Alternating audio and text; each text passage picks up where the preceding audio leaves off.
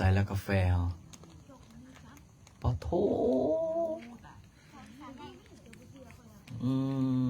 แล้วเลยไปตัดคะแนนลงละบอกแปลกาแฟเดี๋ยวเขาน้อยจัดการให้ถ้าเป็น2 ชั่วโมงยังบ่ได้อยู่เว้ยแล้ว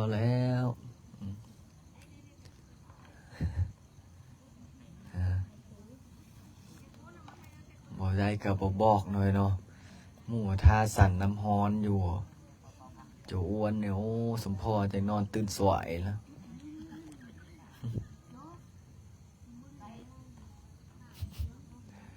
อ้าวโอ้มื้อนี้มื้อวันศิลป์ได้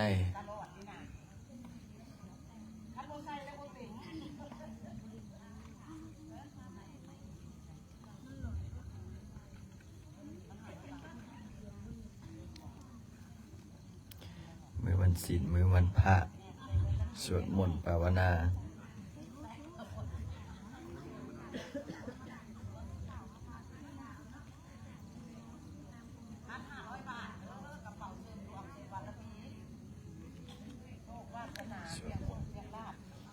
ไม่ได้เหรอฮะไม่กระทุกแหละ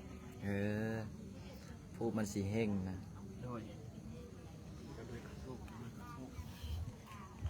เอา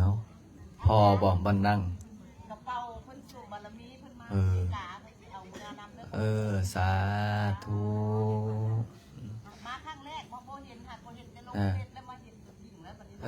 มาแต่ทางใดเลยรัฐใดอะเท็กซัสแคนซัสเอารัฐใดก็คือว่านั่นแหละเขาบอกเคยไป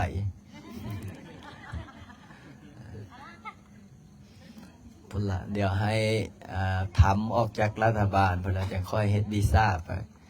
มีคนหลายคนแล้วนิมนต์ไปพระอาจารย์ก็เลยบ่อยากเสียเปรียบบ่อยากเสียหน้ากันแล้วโอ้ยช่วงนี้บ่ไปหูเยอะถ้าไปก็สัมภาษณ์บ่พลาดนะก็เลยบอกบ่ท่านไปมาช่วงนี้หยุดก่อนสร้างวัดเพราะว่าช่วงนี้กำลังสร้างวัดกำลังอธิษฐานสร้างวัดโอ้ถ้าเบิ่งเด้อถ้าสร้างทำน้ำตกเสร็จเรียบร้อยนี่นะป้าญาติโยมก็คือสิมาสวดมนต์พระอาจารย์สิเฮ็ดศาลาข้างๆกันได้สิเฮ็ดน้ำล้อมรอบอันนี้นะความว่าไว้สิแต่ก็บ่ฮู้ว่าสิเฮ็ดตอนใดเพิ่นละตอนมีเงินพุ่นละตอนนี้ยังบ่ทันมีเงินก็ฝันไว้ก่อนถ้าเฮียคูณหาเจ้าภาพได้เนี่ยเฮียคูณก็คัดวันประกันพรุ่งก็เลยช่วงนี้ก็กำลังสิวางแผนจัดสวนกันจัดสวนแล้วก็จัดดอกไม้บอนให้ออกต้นโยมได้มาถ่ายรูปผู้ใดมีดอกไม้อยากเอามาปลูกก็เอามาปลูกเด้ออยู่เฮือนอยู่บ้านอยู่สวนถ้ามีดอกไม้เอามาปลูกอยู่วัดอยู่ว่าเสริมบุญเสริมบารมี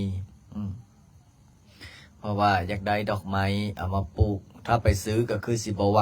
แพงไปถามเมื่ออื่นนี่แก้ใส่รถมาแม่นบ่เนาะ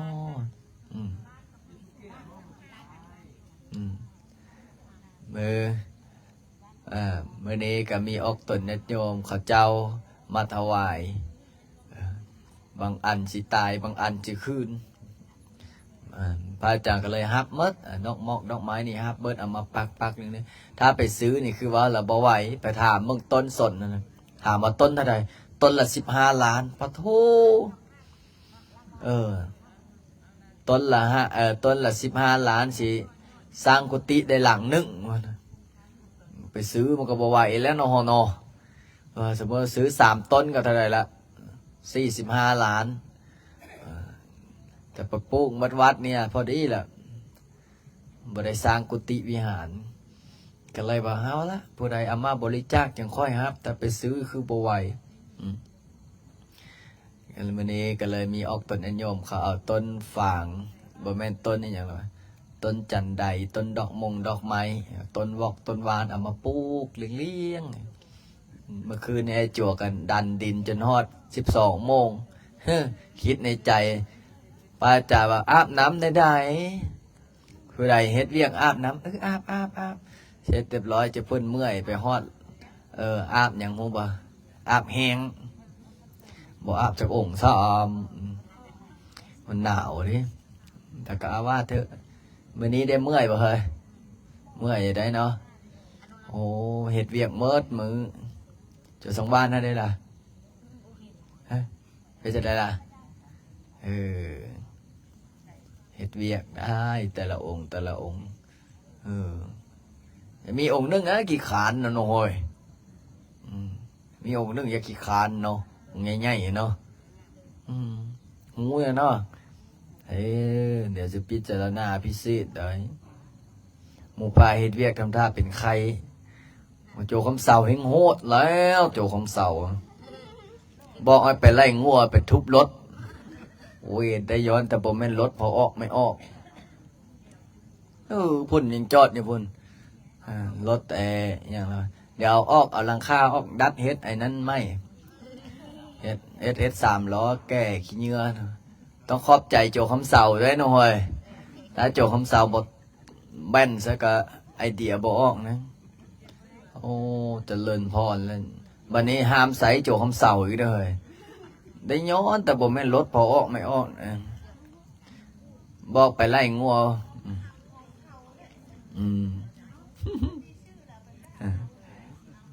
ก็เลยบอกว่าโอ้มาหาคำเสามื้อนี้มื้อมันสินได้มื้อนี้นะมาดูกาแฟโอ้สั่นกาแฟสักหน่อยกันให้ปะทูคือลายแต่น้ำเลย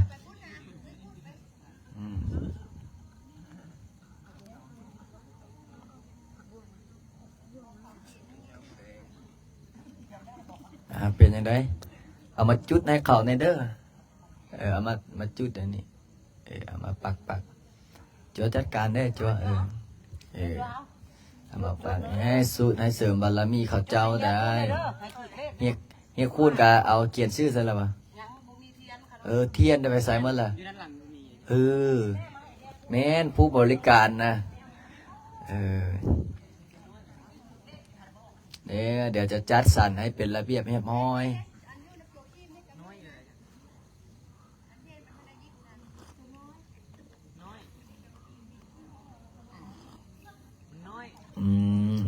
พุ่นเอาเทียนง่ายโอ้เฮียคูณนี่ไปกลับหลายรอบอะไรบ่ฮอดเตียนยักเทื่อเลยว่าสิแจ้งออกตนญาติโยมไว้มื้อวันที่26นี้เดินทางไปอินเดียไปประเทศอินเดียแล้วได้บางคนมาถามว่าอาจารย์ไปรอบที่ใดแล้วจักขอกับบ่ชื่อไปหลายรอบพุ่นละไปหลายรอบก็ยังคักคือเก้าไหนไม่ออกอินเดียนะคือพอออกไม่ออกหลายคนมาวัดอาจารย์ลินถามบางคนนะอาจารย์ลินอยู่วัดอาจารย์มีอย่างได้หรอจ้าเขาก็บ่มีอย่างนะแต่คนก็ยังมาได้วัดบางวัดนี่มีทั้งเจดีย์มีทั้งสิมมีทั้งพระพุทธรูปมีทั้งครูบาอาจารย์แต่เพิ่นก็บ่ไปแต่มาวัดพระอาจารย์ลินนี่มาแล้วอยากมาอีกมาแล้วอยากมาอีกบางคนมาเนี่ยเนาะบางคนมาสวดมนต์ภาวนาชีวิตการเงินการงานดีขึ้นโอ้พระอาจารย์ก็ดีอกดีใจนะนี่แหละพระอาจารย์เลยไปอินเดียวันนี้ไปขอพรสร้างพระเจ้าใหญ่ได้อนาคตไปขอพรพระพุทธเจ้าเพราะว่าเมื่อกี้นี้เห็นคลิปวิดีโอโยวัดทางเหนืออยู่แขวงบ่อแก้วเขาเจ้าสร้างพระเจ้า88 เมตรปาโตแต่เป็นทุนของนักธุรกิจมาเฮ็ดเป็นบ่อนแหล่งท่องเที่ยวแต่เฮานี่ตีสิได้เก็บ10เก็บ5แถวนี้ละผู้มาสวดมนต์นี่แหละนี่เอาใส่แล้วเฮ้ยพระเอาโอ้เนาะเอาออกเนาะหมดปูหมดซัดแล้วได้เอาออกวันนี้เปลี่ยนเทียนนะบูชาเทียนเขียนชื่อนามสกุลวันเดือนปีเกิดใส่เทียนให้พระอาจารย์สูตรมื้อนี้แม่ยายแก้วแม่ยายคำแก้วเพิ่นจองได้เพิ่นจองได้2 อาทิตย์เพิ่นละถามว่าอาม่าเลยยังเทียน เอามาเรียบร้อยเอาใส่สูตรไอ้ขน้อยเนี่ยถามว่าได้เขียนชื่อนามสกุลบ่คือเก้านั่นแหละตอนนั้นว่าจองมาเฮ็ดให้หมู่เนาะอย่างดีบทที่ตัวเองแล้วรูปๆไหลๆสมพอมันจะบ่มีโซ่นำเขาแล้วเฮ็ดอย่างมันต้องละเอียดเรียบร้อยได้พระอาจารย์เนี่ยบอกว่าเฮ็ดอย่างก็อย่าให้ละเอียดเรียบร้อยเห็นบ่ถ้าบ่ละเอียดบ่เรียบร้อยนี่เฮ็ดเสร็จเรียบร้อยอาจารย์บ่ละเฮ็ดงามบ่งานจัดสถานที่งามบ่งามพระอาจารย์ไปฮอกโอ้บ่ละเอียดบ่เรียบร้อยเฮ็ดจะได้จัดไม่เสร็จเรียบร้อยพระอาจารย์ต้องได้คุมได้เพราะบางทีเขาก็เฮ็ดแบบอยากให้แล้วๆเนาะลูดไปบัดเดียวนึงโอ้บ่ได้ อย่างพระอาจารย์จัดงานแต่ละงานเห็นบ่บางคนก็ถามอาจารย์คือจัดงามเนี่ยเอาเจ้าคิดบ้างไหมพอออกไม่ออกนะเวลาแต่งงานนะพอออกก็อยากได้เมียงามเห็นบ่เมียขี้ร้ายหูนกตาบอดก็บ่เอาแล้วหูนกตาบอดขาเคเวลาได้ผัวก็อยากได้ผัวล่อๆหน้าตาดี เห็นบ่ไม่ออกมาขอพรมื้อนี้อาจารย์อยากได้ขาน้อยอยากได้ลูกเขยว่าซั่นเลี้ยวซ้ายเลี้ยวขวาไม่ออกนี่มามุกนี้อีกแล้วอายุเท่าใดแล้วโอ้อายุ41นะพะโธ41มาถามว่ายังบ่ทันได้แต่งงานจักบ้านว่าโอ้แต่งไปละ2คนละอาจารย์เนี่ยอยู่นำเขาบ่ได้เป็นจังได๋มันกินเหล้าโพดกินเบียร์โพดสูบยาลิ้นไผคักก็เลยอยู่นำกันบ่ได้ทีนี้ก็เลยบัดนี้อยากขอผัวลาวบ่เอาแล้วได้มันมากินเหล้าพวกอยากได้ผัวฝรั่งยากมาหายากอีกแล้วนี่พระอาจารย์ก็เลยจัดงานแต่ละงานนี่พระอาจารย์จัดงามๆเพื่ออย่างหูบ่เขาจัดงานบูชาพระพุทธเจ้าเขาถวายพระพุทธเจ้าเขาต้องเฮ็ดงามๆได้จัดงามๆถึงแม้ว่ามันใช้งบประมาณหลายแต่เขาได้บุญคืออาจารย์จัดงานแต่ละงานนับได้แต่งานเปิดวัดเนาะบ่แม่นเริ่มต้นที่แรกงานถวายยังถวายดินธรณีสงฆ์ก็คือโยมพ่อสมบุญแม่กาบถวายให้เฮตาหนึ่งพระจากรจัดถวายเสร็จเรียบร้อยจัดงามบ่งามดอกไม้เฮายังเฮาน้อมถวายเป็นพุทธบูชาได้เห็นบ่สมัยแต่ก่อนอนาถบิณฑิกะเศรษฐีนะศรัทธาพระพุทธเจ้าเพิ่นถวายน้อมถวายแม้ชีวิตก็ยังถวายเฮาพระพุทธเจ้าย้อนศรัทธาแต่เฮานี่จังได๋โอ้ดอกไม้กับพระอาจารย์เนี่ยว่าดอกไม้ต้องให้เปลี่ยนคู่มือได้บัดนี้น่ะอย่าเอาอันเก่าได้บัดนี้น่ะเอาวางไว้นี่แหละดอกไม้เปลี่ยนคู่มือหาถ้าบ่มีก็สมมติถ้าบ่มีก็เอาออกหรือว่าเอาวางไว้นี้ต้องเอาอันใหม่ตลอดเพื่อบูชาพระพุทธเจ้าบูชาพระพุทธเจ้านี่ต้องสะอาดดอกไม้เครื่องอันนั้นเครื่องบูชาให้องค์สะอาดถ้าสะอาดแล้วจิตใจเราก็สะอาดไปพร้อมพระพุทธเจ้าเพิ่นตอนเพิ่นมีชีวิตอยู่นนท์นี่ไปกวาดกุฏิเพิ่นน่ะกวาดตอนเช้ากวาดตอนแรงกวาดตอนสายตอนบ่ายเบิ่งน้ำสันน้ำอยู่เบิ่งน้ำองค์น้ำอาบคิดบางแม่สมัยก่อนน้ำอาบก็ได้ตักไหนเนาะยามแล้งนี่ประเทศอินเดียโอ้หอนกับหอนจะคิดว่าไปหาบน้ำอยู่แต่ตาฟังห้วยเพิ่นมาให้พระพุทธเจ้าส่งนั่นแต่พระอานนท์เพิ่นก็เฮ็ดปฏิบัติพระพุทธเจ้าได้บุญได้บุญได้บารมีเพราะว่าในสมัยครั้งพุทธกาลเนี่ยโอ้เขาเจ้าศรัทธายังมั่นคงศรัทธาพระพุทธเจ้านี่ถ้าผู้ใดศึกษาเนี่ยก็สิฮู้พระพุทธเจ้าบอกว่าอย่าศรัทธาในตัวบุคคลแต่คู่มือนี้เป็นยังไงหวยขน้อยศรัทธาในตัวบุคคลแล้วอาจารย์ลินเพิ่นเทศดีเทศม่วนหยองขน้อยขัดตลอดแม่บุญมาบอกว่ามื้อนี้แม่บุญบ่มาแสดงว่าบ่ทันเห็นน้ำปานะอันนี้แสดงบ่แม่มีมาแทนเนาะ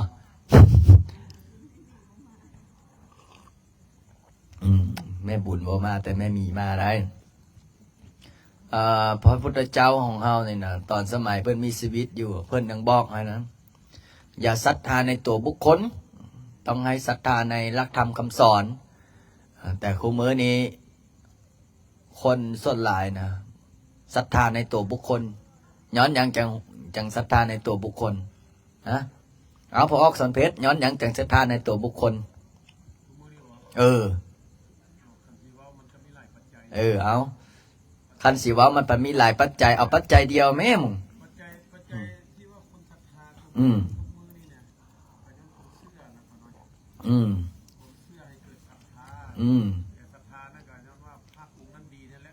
นั่นแหละแม่นแล้วนี่แหละบางคนก็ถามกันได้ว่าพระพุทธเจ้าเพิ่นบอกว่าบอกให้ศรัทธาในตัวบุคคลให้ศรัทธาในคำสอนอาจารย์มาฟังไปฟังมาบางครั้งมันก็ยักส่วนในหนึ่งในเนาะถ้าสมมติว่าเฮาสอนดีอยู่สอนปึ๊บเอาคำสอนพระพุทธเจ้ามาสอนคักแต่จะได้ตัวเองปฏิบัติบ่ได้นั่นล่ะสมมติว่าเฮานี่โอ้สอนยังคักสอนให้คนปล่อยวางแต่ตัวเองเห็นมู่หายเห็นบ่ไอ้จัวหลังลายมีบ่จัวที่พระอาจารย์ตีจักองค์นี่เซฟวายใหญ่บ่ใหญ่มีบ่ยังเนาะแสดงว่าปล่อยวางได้ถ้าปล่อยวางบ่ได้สิโอ้เห็นบ่สมมติโจคำสาวย่างไปนั้น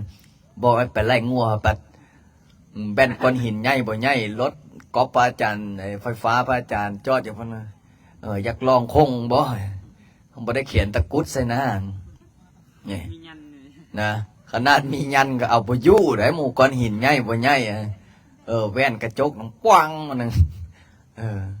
เนี่ยแหละสอนบางทีน่ะเฮาปฏิบัติบ่ได้พระอาจารย์บอกว่าเบิ่งใจตัวเองบางคนในสอนดีสอนให้คนปล่อยวางแต่ตัวเองปล่อยวางบ่ได้ควบคุมอารมณ์บ่อยู่เห็นบ่เห็นหมู่เว้าอย่างมึงเว้าให้กูบ่เบิ่งสร้างคนไปเก็บสร้างคนไปตีจ้างคนโปรโมทจ้างคนด่ากลับคืนผลสุดท้ายมาเขาเจ้าของอันนี้คือปล่อยวางบ่ได้สอนให้ผู้อื่นทานบัดเหนียวสอนผู้อื่นทานเอาเด้อมักกินมักทานเสร็จเรียบร้อยไปจะใดเจ้าของบ่ทานจักเทื่อเห็นหมู่ทาน10โตปัดเอาซ้ำนี่มีไดพระอาจารย์เลยบอกว่าเอาไหมพระอาจารย์นี่สอนให้ผู้อื่นปล่อยวางพระอาจารย์ก็ต้องปล่อยวางให้ได้สอนให้ผู้อื่นปล่อยวางเจ้าของต้องปล่อยวางก่อนปล่อยวางยังไงเอาง่ายๆคืออยู่นำกันนี่แหละบ่หายบ่ด่าบ่หายบ่ด่าเอาไหมถ้าเป็นผู้อื่นบ้างไหมเป็นพระองค์อื่นนะไม่ออกคำแก้วเรามาเตรียมเทียนนี่เราว่าขน้อยจองเด้อมื้อนี้อาจารย์เด้อถ้าเป็นครูบาอาจารย์องค์อื่นมันเฮ็ดหยังอยู่นี่มันไม่ไปต้อนผัวอยู่บ่นี่ไปต้อนผัวอยู่สนามบินมันได้ผัวเพิ่นมาแต่สำเหนือได้ของมาฝากกันยังใครเน่มีบ่ให้อภัยสันเนี่ยถ้าเขาควบคุมอารมณ์บ่อยู่เขาก็หายนี่ทีนี้วันนี้การที่เราหูจักให้ทานแบบนี้สอนให้ผู้อื่นให้ทานตัวเองก็ต้องบริจาคไหนน้อยกับบริจาค500กิบกับบริจาคนี่เฮาบ่ได้บริจาคเพื่ออย่างไหนเพื่อเอาชนะใจตนเองเอาสมมติถ้าหมู่คู่บริจาคผู้10 ปันกีบ20 ปันกีบตัวเองเห็นบัดไปจะได้เฮียคุณโอ้ยใบนี้มันใหญ่เว้ยกูเก็บเอาซะก่อนนะสมมติว่านี่นะมันกับบดีแม่นบอกเฮียคุณสมมติว่าถ้าพระอาจารย์เนี่ยโอ้ไปช่วยบ่อนนั้นบ่อนนี้สมมติว่าถ้าพระอาจารย์เนี่ยโอ้ไม่ออกเฮียคุณเนี่ยบริจาค100 ล้านโอ้กูบริจาคเอา10 พันกีบแล้วพอนะส่วนที่เหลือเอาให้เฮียคุณบริจาคและเอาเงินเฮียคูณมาไปเฮ็ดแนวอื่นมันก็บ่ได้แม่นบ่เฮียคูณสมมติถ้าเฮียคูณบริจาค100 ล้านพระอาจารย์กับบริจาคนะสัก4-5 แสนนี่เนาะเฮียคูณต้องหาให้ได้นะมึงเว้ยมันต้องสมมติถ้าหมู่บริจาคกับบริจาคนำได้สมมติน้อยก็ยะคือพระอาจารย์เนี่ยไปทอดป้าแต่ละงานสมมติว่าถ้าเจ้าภาพโอ้หับปากกับเจ้าภาพโอ้เจ้าภาพเพิ่นว่าอาจารย์ลิ้นช่วยขน้อยหน่อยได้อย่างน้อย4-50 ก็ได้อย่างน้อย2-3 ล้านก็ได้ขน้อยก็ยกมืออนุโมทนาบุญนำนี่คืองานแต่ละงานพระอาจารย์ไปก็พอไปฮอดหมู่หอยเบาๆได้ว่าอาจารย์ลิ้นบริจาคช่วยขน้อยในเด้อท่านนั้นท่านนี้เดี๋ยวพระอาจารย์ไปฮอดปุ๊บเขาว่าจะได้โอ้ไม่ต้องให้อาจารย์ลิ้นแล้วว่าสันเพิ่นมีกระถางเงินล้านเพิ่นมีกระถามหารวยว่าคิดในใจตัวเสียงเงินอีกแล้วเนาะวันนี้บอกให้คนต่อยอดเอาต่อยอดเด้อผู้ใดก็เงียบกิ๊บคือไปเมื่อกี้นี่ได้ไปนำแม่แก้วดวงใจแม่กาบแม่เพชรกับแม่ตีแม่น้อยไปบ้านอีอย่างเราเมื่อกี้เนี่ยไปบ้านนี่อย่างเราบ้านเมืองเก้าเมืองเวียงคำไปฮอดพระอาจารย์ครับจุกเขาแม่กาบก็บ่ฮู้แล้วว่าเขาเฮ็ดงานอย่างเนาะอันนี้ก็ไปแล้วได้ย้อนแต่จะเพิ่นบ่ใส่ทรงไปมื้อนั้นก็ใส่สิ้นใส่นะไปเรียบร้อยบ่ได้เอาหยังไปแล้วอันนี้ก็บ่ฮู้เนาะนึกออกไปนิมนต์ไปสันเพี้ยนซื่อๆเฮียคุณ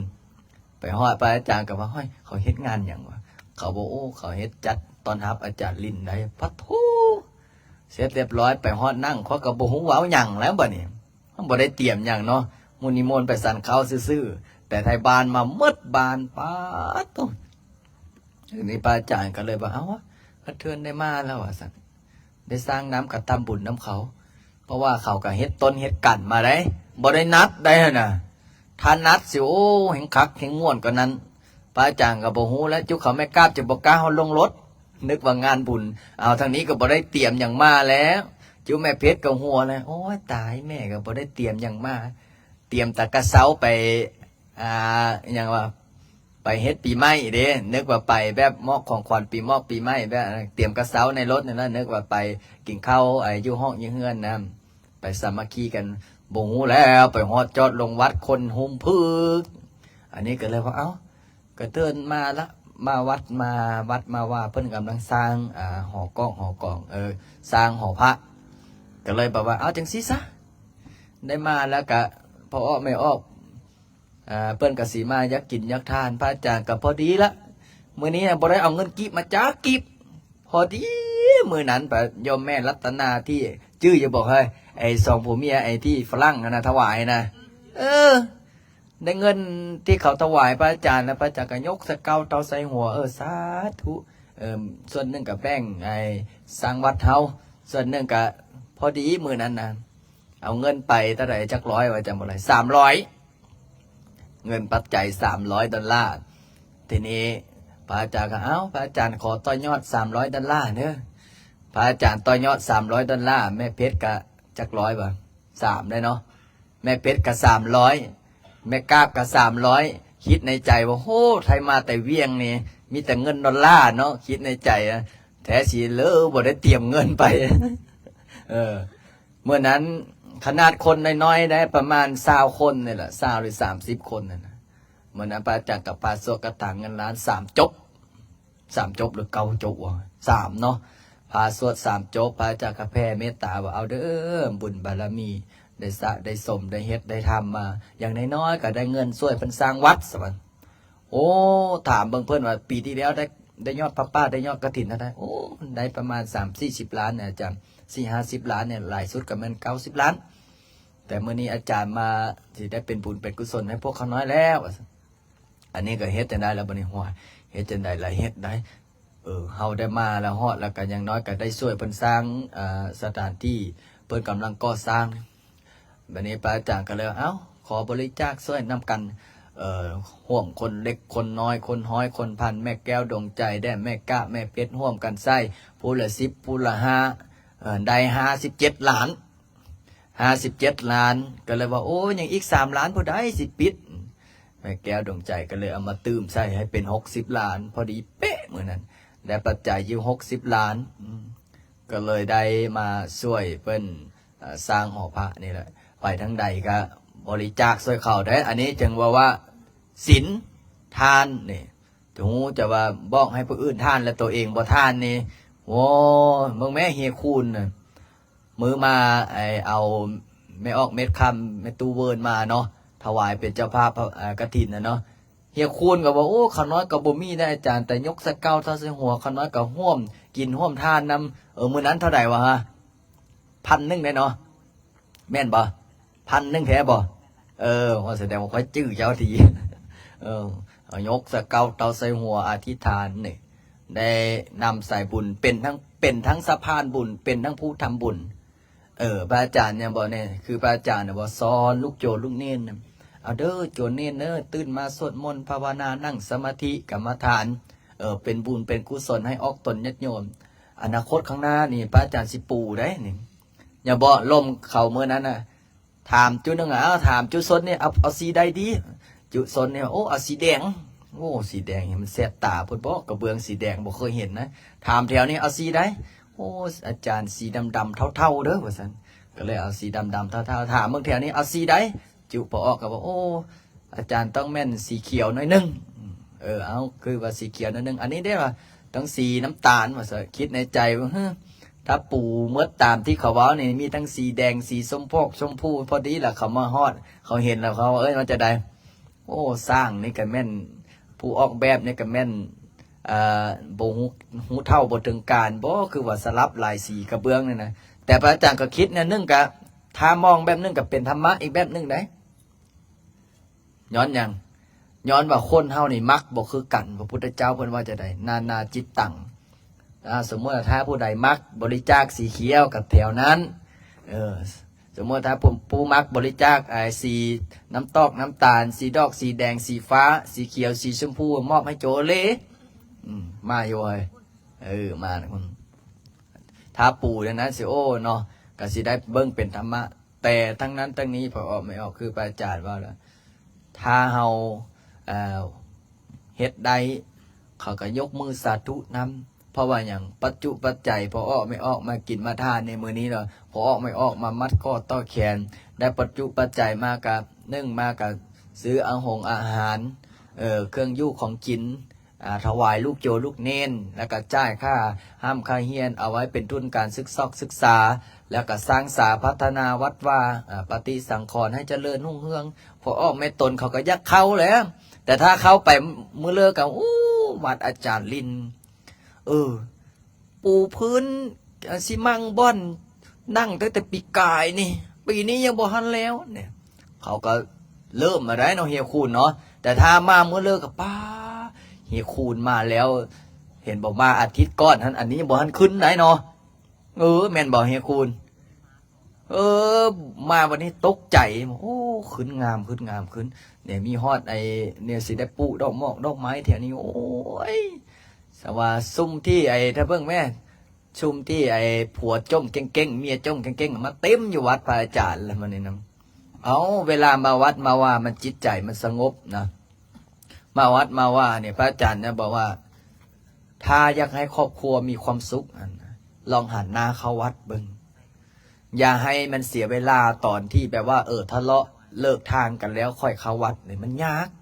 เขาต้องเข้าตอนที่เขามีความสุขตอนที่เขาหาอยู่หากินน้ำกัน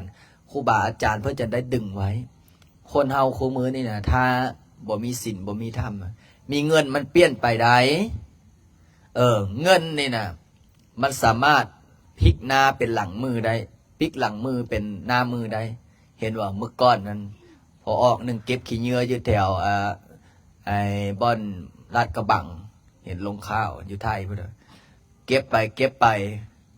เงินที่เก็บขี้เหงื่อได้นะตอนได้ประมาณ 4-5,000 บาทเราบ่ได้เอาไปอย่างหูบ่เราไปอย่างเราไปซื้อลอตเตอรี่ถูกให้เราเสยถูกอยู่30 ล้านบาทบัดนี้มาถูกมีเงินเขา30 ล้านบาทบ่เก็บได้แล้วขี้เหงื่อบัดนี้เนาะเฮ็ดไปจะได้ได้เงินมากับคนบ่เคยมีเงินไปจะได้ล่ะแต่งงานแล้วแต่งงานบัดนี้เอาอีนั่นเปลี่ยนอีนี้เอาอีนี้เปลี่ยนอีนั้นเงินมันมีเด้เนาะบัดนี้ก็เปลี่ยนไปเรื่อยๆเกือบ10 กว่าคนผลสุดท้ายเงินก็หมดลงแต่งคนแต่ละคนมันบ่แม่นแต่งกระดาษนะมันแต่งด้วยเงินแล้วหมดลงผลสุดท้ายมันเป็นยังไงเก็บขี้เหงื่อคือเก่าย้อนคนบ่มีเห็นแล้วบ่มีปัญญาเลยนี่แหละเขาว่าว่าจะได้ค คนบ่มีปัญญาแล้วมีทรัพย์มันตั้งไหนตั้งที่ว่าคนมีทรัพย์แล้วมีปัญญาเลยเพื่อพระอาจารย์ว่าเงินเนี่ยมันเปลี่ยนได้ทุกอย่าง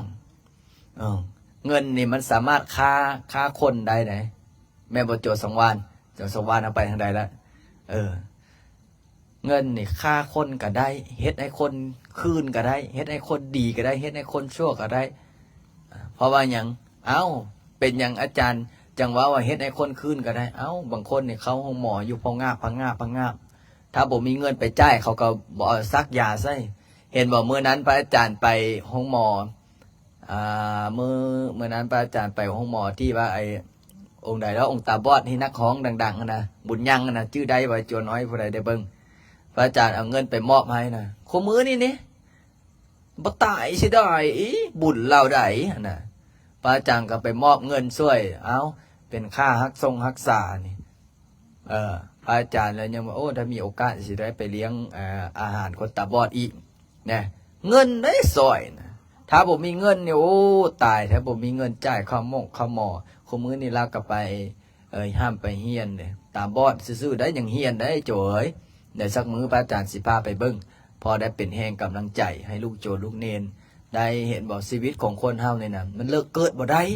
แต่เฮาเลิกเป็นคนดีได้ไหนเขาเกิดเป็นคนจนก็ตามเขามาอยู่นำพระอาจารย์ลิ้นนี่มาอยู่นำพระอาจารย์นี่นะพระอาจารย์ค่อยสอนเอาบางแม่สมมติถ้าอนาคตข้างหน้าพระอาจารย์สร้างวัดสร้างวาสร้างพระเจ้าใหญ่พระอาจารย์ฮอดอายุ70-80ถ้าที่เจ้าบ่ซิกแล้วเป็นยังไงก็เป็นเจ้าอาวาสโตเนาะจะเปียกเป็นบ่เฮ้ยนะบ่เป็นกสิรักษาไปกุ้มเขาถามไปยังกับบ่ฮู้เนี่ยแหละพระอาจารย์ยังบอกว่าคนเฮาเนี่ยมันต้องฝึกตั้งแต่น้อยสวดมนต์ภาวนาตั้งแต่น้อยถ้าบ่ฝึกบ่ปฏิบัติบ่คัดบ่เก่าเอาใหญ่มานี่มันเปลี่ยนมันเปลี่ยนสอนตอนใหญ่นี่โอ้ยสอนยากสอนคนนี่มันมี3-4อย่างมันสอนยาก1สอนไอ้น้องเจ้าของ2สอนตอนใหญ่3สอนตอนเฒ่าเพิ่นทายว่าเพิ่นใหญ่แล้วเพิ่นหูเพิ่นมีความเหาะความหูเพิ่นบ่ฟังได้ในสมัยครั้งพุทธกาลก็มีได้บวชตอนแก่สอนยากขนาดส่วนบวชตอนแก่คืออายุ50-60บ่คือเฮาด้วยจนสมบังบ่คือเฮาเลยเนาะเก็บขี้เหงื่อหมดมือน้อยขี้เหงื่อจะบ่มีสอนตอนแก่นี่สอนยากมีญาพ่อองค์หนึ่งสมัยตอนพุทธกาลเพิ่นนี่เฮียนเก่งท่องพระไตรปิฎกนี่จำได้หน้านั้นหน้านี้จำคำสอนพระพุทธเจ้าจำได้หมดสุอันพันแนวสอนลูกศิษย์ลูกหานี่บรรลุธรรมเป็นพระอรหันต์หลายองค์แต่สอนตนเองเป็นยังไงบ่ได้สอนตัวเองบ่ได้บอกตัวเองบ่ได้สอนตัวเองบ่ได้บัดนี้ก็เลยลูกศิษย์ลูกหาก็เลยไปบอกว่าอย่าพ่อเจ้านี่นะยังบ่ทันบรรลุธรรมได้ว่าซั่นว่ามึงเป็นไผมาสอนกูว่าซั่นนะเป็นไผมึงเป็นลูกศิษย์กูหากระวนเมื่อวานนี่นะมาสอนกูแล้วนี่เพิ่นก็ถือตัวได้เสร็จเรียบร้อยผู้ใดก็ว่าว่าอย่าพ่อใบลานเป้าพระใบลานเป้าไปไสเขาก็เเพิ่นท่องได้หมดสุอันนี่แต่ปฏิบัติบ่ได้คืออาจารย์ว่าแล้วเมื่อกี้นี่ว่าควบคุมอารมณ์บ่อยู่เห็นไอ้จัวเฮ็ดผิดหน่อยนึงเอาไม้เสตีปั๊บผลสุดท้ายมันจะได้เขาอยู่บ่ได้นะเขาก็ซิกหมดก่อนเนาะเฮียคูณเนาะอยู่เฮือนพ่อแม่บ่ได้ตีจักเทื่อเนาะมาฮอดป้าอาจารย์ลิ้นตีเอาสิเขาก็ซิกเกาะสมมุติประมาณนี้นี่แหละวันนี้ญาพ่อนั้นก็เลยไปไซเขาก็ว่าจะได้อย่าพ่อใบลานเป้าเพิ่นท่องได้เมิดบัดนี้ไปหาพระพุทธเจ้าแล้วบัดนี้พระพุทธเจ้าเพิ่นก็ว่าอย่าพ่อใบลานเป้านี่เนาะมาอีแล้วเนาะบัดนี้เพิ่นเริ่มอายแล้วได้บัดนี้พระพุทธเจ้าเพิ่นตักเตือนบัดนี้กลับว่าพอหูว่าตัวเองบ่ทันบรรลุธรรมก็เลยไปขอเฮียนนำเขาบัดแต่ก่อนเคยสอนเขาแต่ก่อนนี่เคยสอนเขาบัดนี้เป็นจังได๋เขาบรรลุธรรมหมดก็อยากฮู้แล้วบัดนี้เขาปฏิบัติจังได๋จึงบรรลุธรรมปฏิบัติจังได๋จึงเกิดมรรคผลปฏิบัติจังได๋จึงเกิดความสงบปฏิบัติจังได๋จึงเห็นความสงบในจิตในใจ ไปสอนไปถามองค์นั้นก็โอ้ข้าน้อยนี่สอนบ่ได้ดอกอาจารย์เอ้ยอาจารย์พรรษาหลายแล้วก็อีกอย่างก็เป็นครูบาอาจารย์ข้าน้อยแด้ไปถามสมมติว่าไปถามโจข้ามก็โอ้ข้าน้อยก็ยอมละสอนบ่ได้ละเจ้าพรรษาหลายโพดไปถามโจทักษิณโอ้ทักษิณเอ้ยสอนข้าน้อยเนี่ยโอ้ยอมละข้าน้อยก็สอนบ่ได้ละเจ้าบวชก่อนข่อยเอาไปถามโจคิมถามโจคิมก็ก็ค่อยก็สอนเจ้าบ่ได้ละไปถามมาบัดนี้ยังมียาพ่อนึงบัดนี้ก็โอ้ลองไปถามเบิ่งจุเปียกมึงเด้อบัดนี้พระเพิ่นก็แนะนำเอาไปถามเบิ่งไอ้โจรน้อยๆพุ่นละบัดนี้ไปถามไอ้โจรน้อยแล้วบัดนี้พ่อก็โอ้กูกับผู้นึ่งแล้ววะ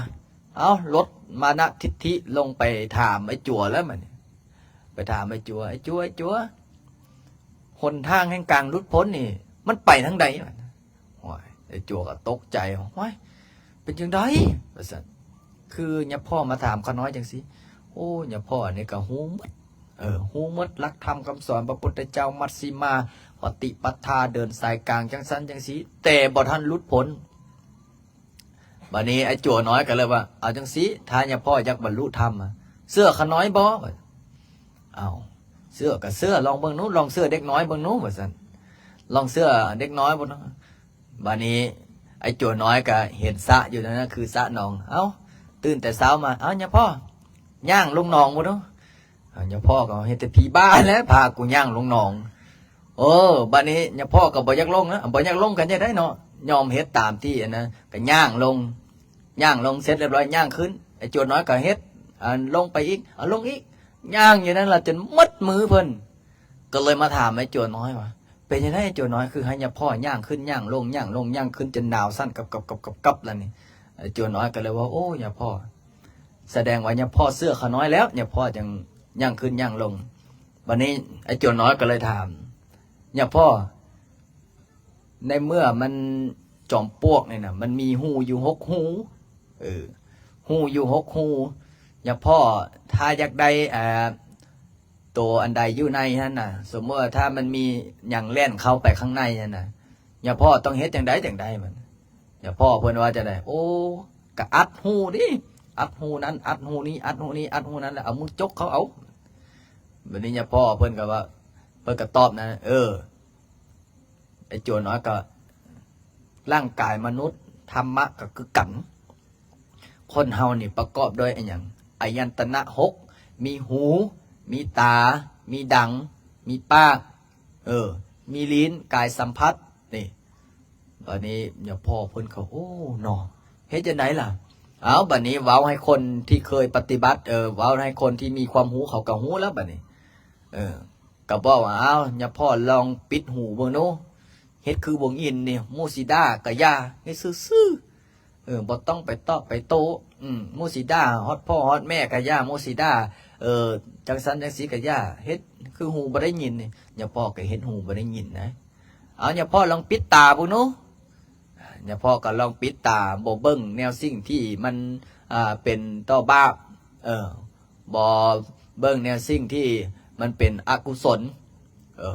วันนี้ลองปิดบุนูลองปิดปากบุนูแต่ก้อนนี่ไว้ไผย่างหน้ากุฏิเพิ่นนี่ด่าว่าซั่นโอ้ยโจทักษิณยันย่างหน้ากุฏิเขาได้ยันนมค่อยหายได้ยันขนมค่อยหายได้เนี่ยบัดนี้ก็พอปิดปากแล้วเป็นจะไดปากแต่แนวสิ่งที่เป็นมงคลคือพระอาจารย์สอนนะปากแต่สิ่งที่เป็นมงคลแล้วกับปิดใจพุ่นโน้บ้านนี่แต่ก้อนนี่ส่งจิตส่งใจออกนอกส่งจิตส่งใจไปด่าผู้นั้นไปด่าผู้นี้ไปอิจฉาติสินนินทาวันนั้นจับสิบนินทาบอกโอ้เนี่ยนะพระองค์นั้นน่ะเป็นจังซี่พระองค์นี้เป็นจังซั่นให้ไปให้มาเขาเอิ้นว่าจะได้สิบนินทาบัดนี้ปิดอายันตนะ6ไอ้โจน้อยเพิ่นสอนพอปิดได้เพิ่นก็มานั่งสมาธิภาวนาดึงจิตดึงกายดึงใจเข้ามาอยู่กับเนื้อกับตัวโอ้เกิดสัจธรรมแล้วบัดนี้เห็นความจริงที่มันเกิดขึ้นในร่างกายของเขาลองเฮ็ดบ้างไหมเขาลองเอามือวางลงเบาๆนี่ยกมือซ้ายขึ้นมาแล้ววางลงแล้วเอามือขวาทับไว้แล้วตั้งกายให้ตรงๆเนี่ยหายใจเขายาวๆมึงแม่ลองเฮ็ดมึงแม่ แล้วหายใจออกยาวๆนี่เบาโล่งอกไหนถ้าผู้ใดเครียดผู้ใดเครียดน้ำลูกน้ำผัวน้ำเมียเครียดน้ำคนรอบข้องรอบข้างนี่มาเฮ็ดพระพุทธเจ้าเพิ่นว่าดึงสติมาอยู่กับเนื้อกับตัวดึงสติมาอยู่กับกายดึงสติมาอยู่กับตัวเองบ่ส่งออกนอกถ้าส่งออกนอกมากับเพี้ยนมากับสติสตังเลอะๆละๆนี่เห็นบ่ไอ้จั่วน้อยบางองค์สติบ่อยู่กับเนื้อกับตัวไปจังได๋น้อยเก่านั่นน้อยเก่านี่น้อยจกนั้นน้อยจกนี้มันสติบ่อยู่กับเนื้อกับตัวถ้าผู้อยู่สติกับเนื้อกับตัวไปจังได๋เห็นบ่ไม่ออกบางคนก็นั่งอยู่ซื่อๆกายตรงๆแต่บางคนสติบ่อยู่กับเนื้อกับตัวก็น้อยก็มึงก่อนเลื่อนมึงโอ้เฟซผู้นี้พุ่นน่ะพาลงเฟซอีแล้วนะนี่มีบางคนอันนี้คือยังบ่ทันอยู่กับเนื้อกับตัวโอ้จดก่อนมื้อนี้ไปจังใดมื้อนี้เขาซื้อหยังจดไว้ก่อนมื้อนี้เขาซื้อโปรแกรมนั้นโปรแกรมนี้มื้อนี้เขาไปนั้นไปนี้ไปกินนั้นไปนี้ไปเที่ยวนั้นไปเที่ยวนี้มื้อนี้เขาขายรายการนั้นรายการนี้จดแล้วก็พิมพ์นั้นพิมพ์นี้เนี่ยอันนี้คือยังบ่ทันอยู่กับเนื้อกับตัวถ้าเมื่อมันอยู่กับเนื้อกับตัวแล้วมันปล่อยวางได้ทุกอย่างปล่อยวางลงได้แล้วมันจิตใจมันก็สงบตอนสมัยพระพุทธเจ้าสอนเพิ่นสอนง่ายๆเลยเพื่อปฏิบัติให้เห็นเพิ่นปฏิบัติให้เห็นคือพระอาจารย์เนี่ยแล้วพระอาจารย์ว่าโอ้ยบางคนว่าอาจารย์ลิ้นว่าซั่นอาจารย์ลิ้นคือบทสอนธรรมะแบบให้หลุดพ้นเลยพระอาจารย์โอ้ยอย่าไปสอนลึกเลยเถอะไม่ออกสอนคนมีกิเลสตัณหาสอนคนที่ยังมีความโลภความโกรธความหลงเนี่ยนะถ้าไปสอนเรื่องปล่อยวางจนบ่เอาอย่างสักอย่างบางคนก็ถามอาจารย์ลิ้นเป็นพระนี่ก็จับเงินได้อยู่อ่ะพระอาจารย์ก็เลยโอ้สาธุไม่ออกพอออกจับได้แต่ต้องพิจารณาจับได้แต่มีเหตุมีผลบ่แม่นว่าโอ้ได้เงินมาละท้ายลงเฟซบอกเอาเด้อเงินมีแต่แบงค์100แบงค์ดอลลาร์แบงค์50,000แบงค์แสนกองจนพ้นแล้วก็จับโซ่ในนี้ถามว่าผิดบ่ผิดแต่ถ้าได้ปัจจุปัจจัยมาเอาเด้ออันนี้การก่อซอกก่อสร้างครับปิดไว้เป็นการก่อซอกก่อสร้างหูพระพุทธเจ้าเพิ่นยังบอกว่าเรื่องบางเรื่อง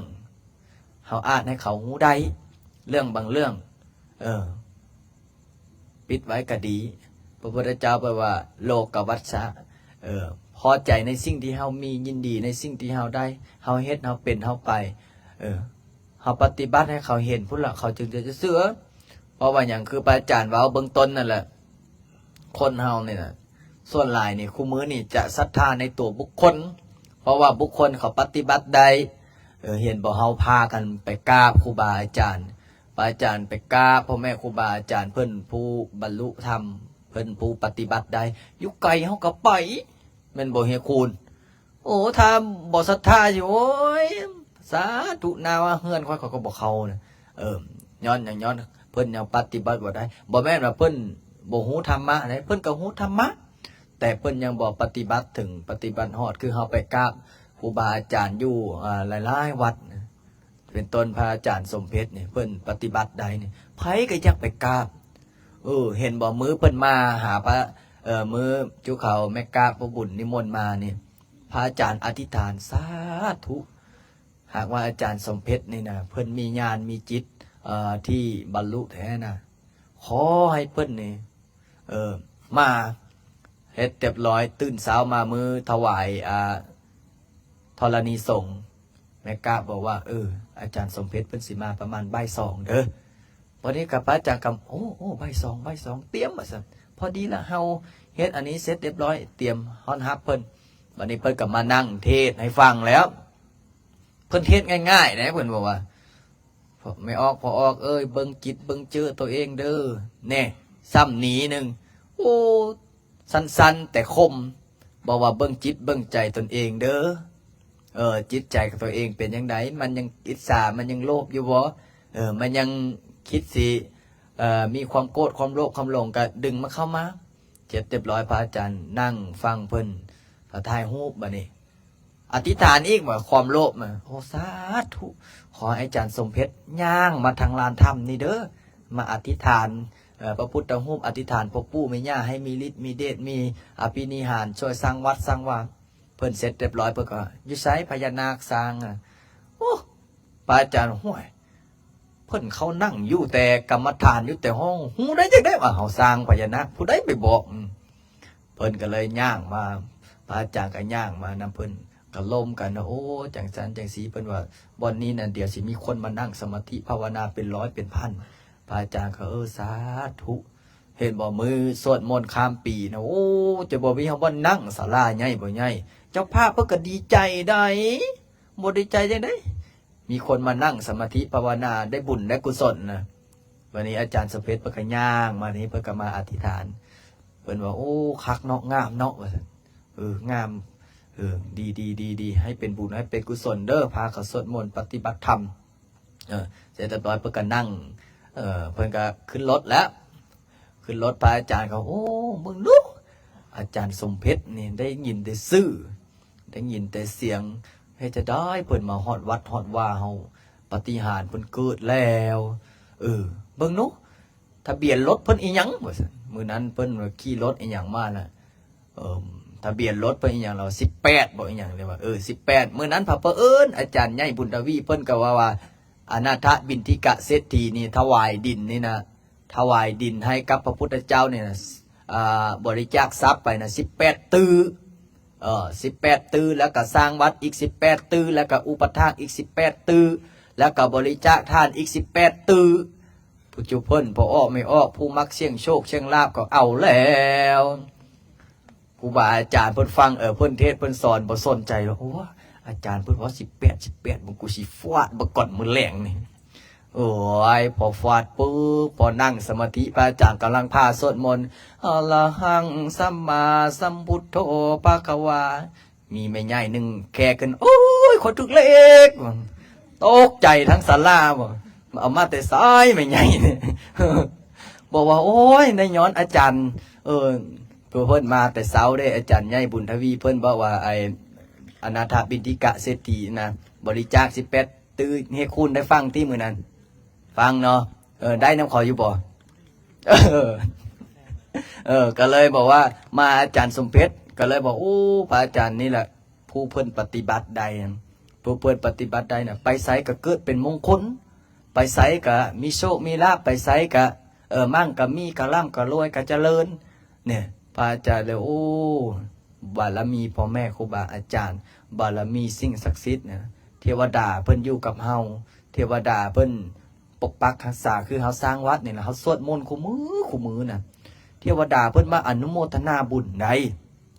วัดใดที่บ่สวดมนต์เนี่ยเฮาเข้าไปนี่เป็นจังได๋หอนหอนไหนสาธุพระอาจารย์ยังไปกิจนิมนต์มื้อก่อนนั่นพอออกไม่ออกถามว่าอาจารย์โอ้ขอบใจเด้อมาอบอุ่นพวกขน้อยว่าซั่น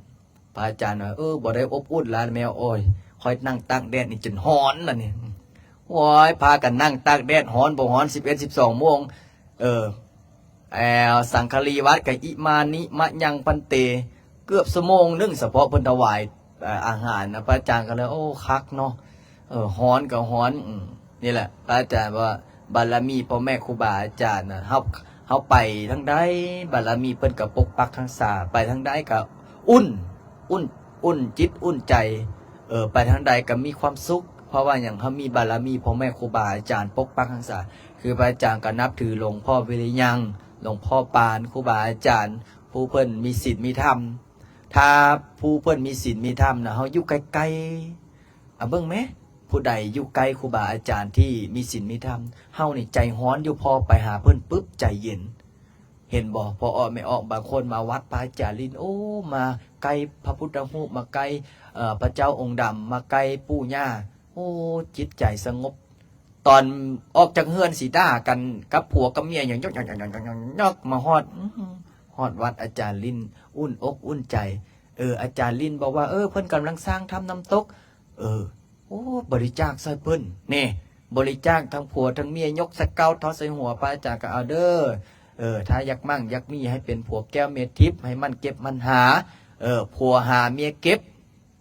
บ่แม่นว่าผัวหาแล้วเมียไปลิ้นไผเมดใดมีเท่าใดก็บ่พอบ่เสื้อตามเฮียคู่นึงแม่ เนาะเพราะฉะนั้นแล้วมื้อนี้ก็เตรียมสวดมนต์เนาะวันพระวันศีลได้เดี๋ยวได้เฮียคุณเด้อจะได้ลดเฮานะจักคนมามื้อนี้5โอ้อยู่ไสล่ะ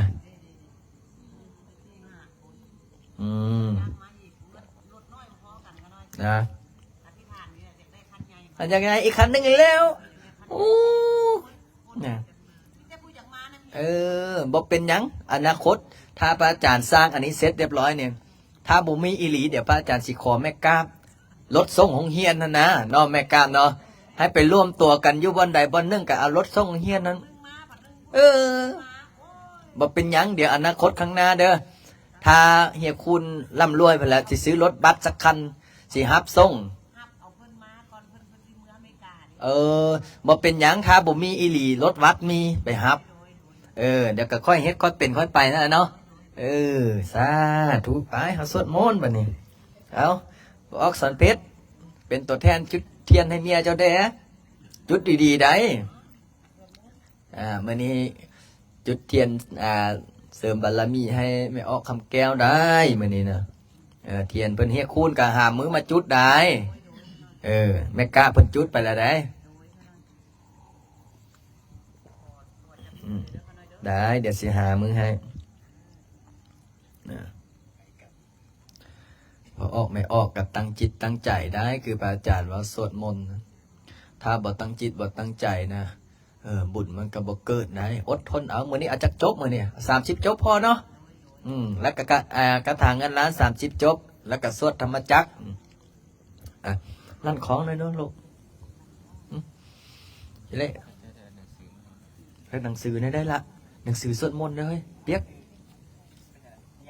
เดี๋ยวอัญเชิญเทวดาสมั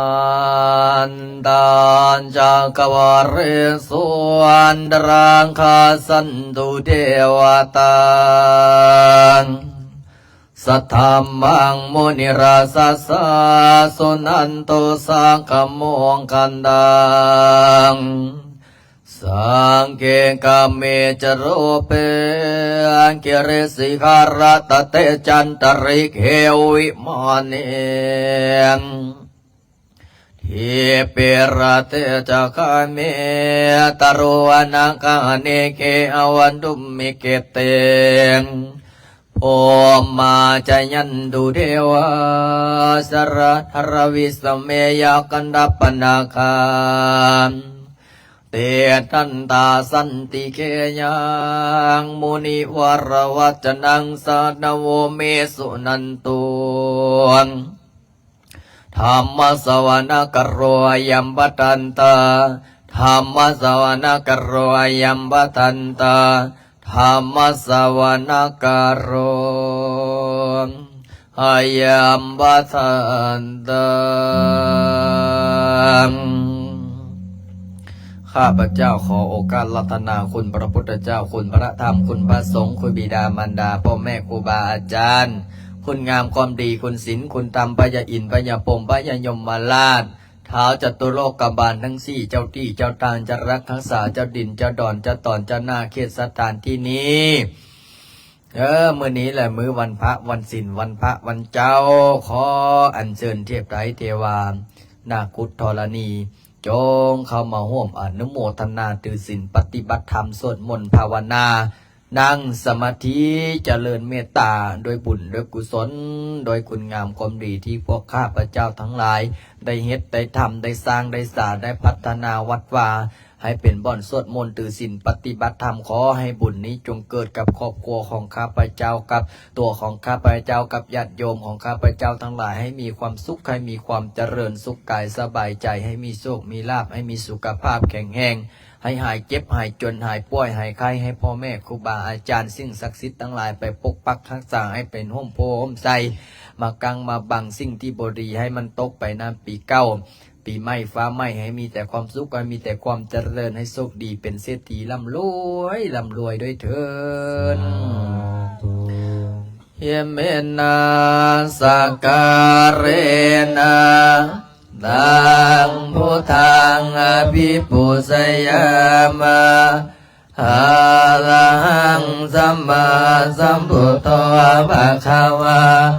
พุทธังภะคะวันตังอภิวาเทมิหิมินาสการเรนะธัมมังอภิปุชยามะสวากขาโตภะคะวะตาธัมโมธัมมังนามัสสามิอิมินาสการเรนะทังสังฆังอภิปุชยามะสุปฏิปันโนภะคะวะโตสาวกสังโฆสังฆังนามามินะโมตัสสะภะคะวะโตอะระหะโตสัมมาสัมพุทธัสสะนะโมตัสสะภะคะวะโตอะระหะโตสัมมาสัมพุทธัสสะนะโมตัสสะภะคะวะโตอะระหะโตสัมมาสัมพุทธัสสะนะโมตัสสะภะคะวะโตอะระหะโตสัมมาสัมพุทธัสสะพุทธังสรณังคัจฉามิธัมมังสรณังคัจฉามิสังฆังสรณังคัจฉามิตุติยมปิพุทธังสรณังคัจฉามิตุติยมปิธัมมังสรณังคัจฉามิตุติยมปิสังฆังสรณังคัจฉามิตติยมปิพุทธังสรณังคัจฉามิตติยมปิธัมมังสรณังคัจฉามิตติยมปิสังฆังสรณังคัจฉามิปานาติปาตาเวรมณีสิกขาปะทังสมาธิยามิอาทินาทานาเวรมณีสิกขาปะทังสมาริยามิกาเมสุมิสาจาลาเวรมณีสิกขาปะทังสมาริยามิโมสาวาทาเวรมณีสิกขาปะทังสมาริยามิสุราเมรยมัสสะปามาราธานาเวรมณีสิกขาปะทังสมานิยามิอิติปิโสภะคะวะอะระหังสัมมาสัมพุทโธวิชาญาณสัมปันโนสุขโตโลกวิโตอนุตตรบุริสธรรมสังฆติสันตเทวมนุสานังพุทโธภะคะวะติสวังคาโตภะคะวะตาธัมโมสันติติโกอาคาลิโกเอหิปัสสิโกโอปะนะยิโกปัจจตังเวริตาปุวินโยหิติโสปฏิปันโนภะคะวะโตสาวกสังโฆอุชุปฏิปันโนภะคะวะโตสาวกสังโฆญาญาปฏิปันโนภะคะวะโตสาวกสังโฆสามีจิปฏิปันโนภะคะวะโตสาวกสังโฆยติทันจันตาริปุริสยุคานิอันตปุริสัมบุคลาเอนภะคะวะโตสาวกสังโฆอาหุนายโยมปาหุนายโยดาหินาโย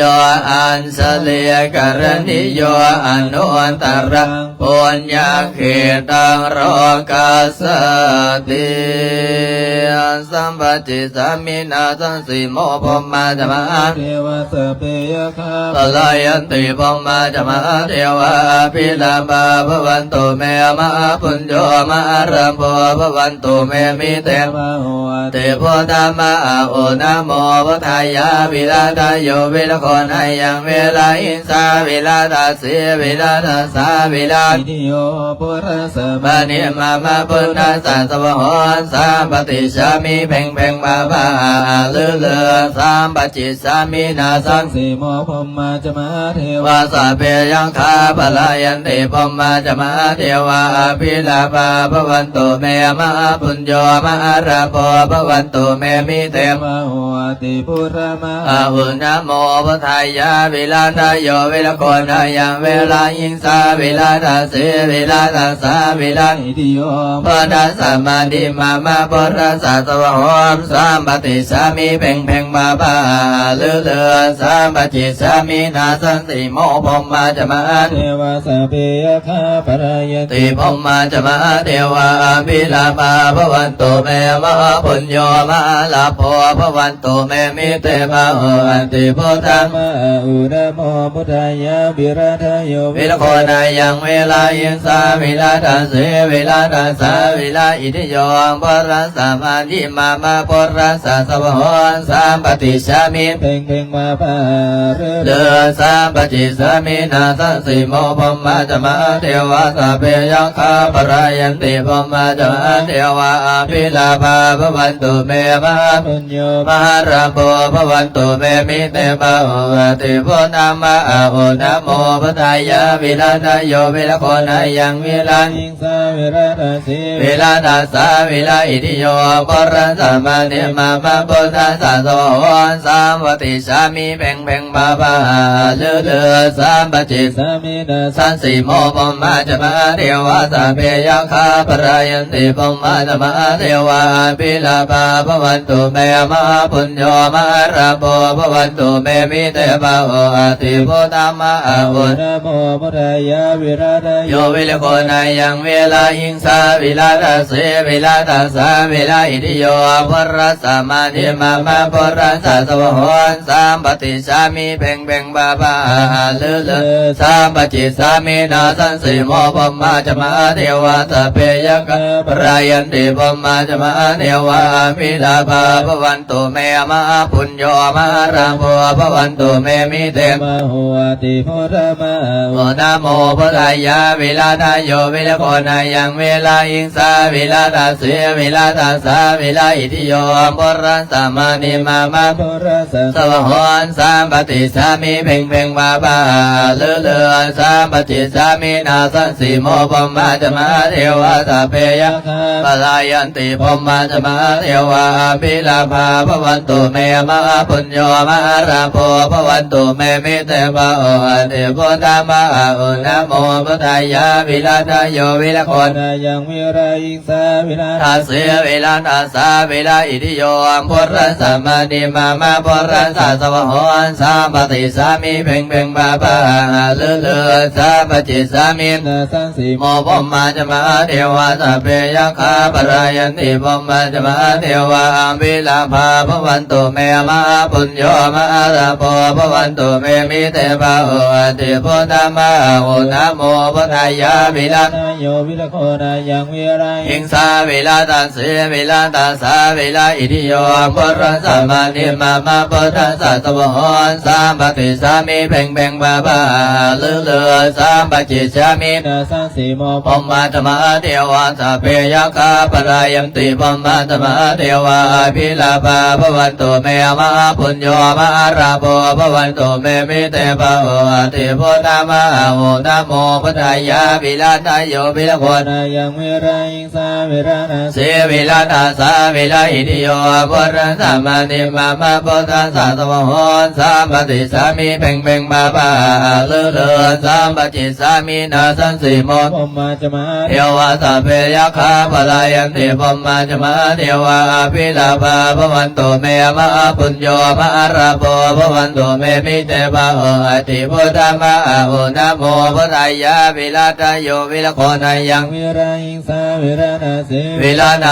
เวลาอิทิโยปรัสสะมาธิมาพุทธัสสะสวะหอนสามปฏิสามิเพ่งบาบาเลือสามปจิสามินาสันสิโมปมาจมาเทวาสเปยคาปรายันติปมาจมาเทวาภิลาภาภวันตุเมมะปุญโยมาราโภภวันตุเม มิเตภะโอติพุทธมะโอนะโมปรายาวิลาทโยวิลโกนายังวิลายิงสาวิลาทเส วิลาทัสสะวิราอิติโย ปราสัมมานิมามาปตัสสะสวะสาปฏิสามิเพ่งเพ่งมาปา เรือเรือสามจิตสาม นินาสันสิโมพมมาจมาเทวาสัพเพยคาปรายันติพมมาจมาเทวาปิลาภาภวันตุเมมาปุญโยมาราโภภวันตุเมมิเตภะโอติพุทธมะโอนะโมปทายาวิลาทโยวิลโกนายัง วิรายิงสาวิราทัสสิวิราทัสสะ วิลาอิติโยอังปรัสสะมานิมามาปุตตะสะตวะโหนสามปฏิสามิเพ่งเพ่งบาบาลือเลือสามปฏิสามินาสันสิโมพมมาจมาเทวาสัพเพยคาปรายันติพมมาจมาเทวา ปิลามา ภวันตุเมภะปุญโยมาลาโภภวันตุเมมิเตภะโอติพุทธมะโอนะโมพุทธายาวิลาทโยวิลโกนายังเวลาอินทาวิลาทัสสิวิลาทัสสะวิลาอิติโยปรัสสะมานิมามาปรัสสะสวะโหนสามปฏิสามิเพ่งเพ่งบาบาลือเลือสามปฏิสามิ นาสังสีโมพมมาจมาเทวตา เพยคาปลายันติพมมาจมาเทวาปิลาภาภวันตุเมมาปุญโยมาราโภภวันตุเมมิเตภะโอติพุทธมะโอนะโมปรายาวิลา โยวิลโก นายังเวลาอินสาเวลาทัสเสเวลาทัสสะเวลาอิติโยปรัสสะมานิมามาปรัสสะสวะนสาปฏิสามิเพ่งเพ่งบาบาลือเลือสาปฏิสามินาสันสิโมพมมาจมาเทวะสัพเพยคาปรายันติพมมาจมาเทวะปิลามาภวันตุเมมาปุญโย มาระโมภวันตุเมมิเทมาโห อาเตโพธามะโอนะโมปทายาวิลาทโยวิลโกนายังเวลาอิงสาวิลาทัสเสวิลาทัสสะวิลาอิติโยปรัสสะมานิมามา ปุราสะสมโหมสามจิสามิ มีเพ่งเพ่งมาบาเลือเลือสามปจิสามินาสันสิโมพมมาจมาเทวาสัพเพยคาปรายันติพมมาจมาเทวาปิลามาภวันตุเมมาปุญโยมาราโภภวันตุเมมิเต มาโหติพุทธมะอุณ โมปรายาเวลาทโยเวลโกนายังเวลาอิงสาเวลาทัสเสเวลานาสาเวลาอิติโยปุรัสสะมานิมามาพุทธัสสะ สมโหม สามปฏิสามิเพ่งเพ่งบาบา